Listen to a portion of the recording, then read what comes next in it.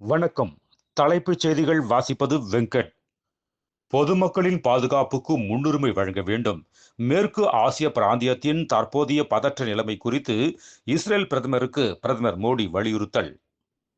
மோடி முன்வைத்த ஊழல் குற்றச்சாட்டுகளுக்கு முதல்வர் மு.க.ஸ்டாலின் பதிலளிக்க வேண்டும். தமிழக பாஜக அறிக்கை.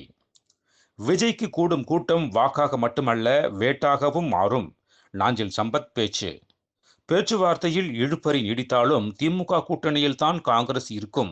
தொகுதி பங்கீடு ஆலோசனைக்கு பின்னர் திருமாவளவன் பேட்டி. உச்சநீதிமன்ற தலைமை நீதிபதி சூரியகாந்த் தனது குடும்பத்தாருடன் ஏழுமலையான் கோவிலில் தரிசனம். நியாயமான தீர்ப்புகள் வழங்கினால் மட்டுமே நீதிமன்றங்கள் மீது நம்பிக்கை கூடும் என பேட்டி. மத்திய கிழக்கில் வாழும் இந்தியர்களின் பாதுகாப்பை உறுதி செய்வது குறித்து டெல்லியில் பிரதமர் மோடி தலைமையில் அவசர ஆலோசனை. ஈரான் மீதான அமெரிக்கா இஸ்ரேல் தாக்குதலால் பதற்றம். துபாய் விமான நிலையத்திற்கு தினந்தோறும் 2000 கோடி வருவாய் இழப்பு. கச்சா எண்ணெய் ஏற்றி வந்த கப்பல் மீது ஈரான் தாக்குதல்.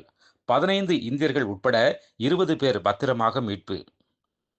ஈரான் ஏவுகணை தாக்குதல் காரணமாக விமானங்கள் ரத்து. நான் பாதுகாப்பாக நாடு திரும்ப மத்திய அரசு உதவி செய்ய வழிகாட்ட வேண்டும். பிரதமர் மோடிக்கு பாலிவுட் நடிகை சோனால் சவுகான் வேண்டுகோள்.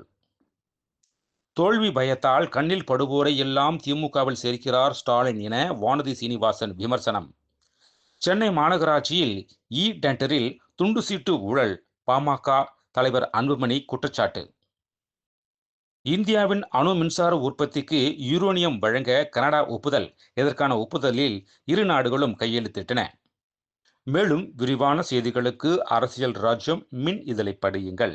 நன்றி, வணக்கம்.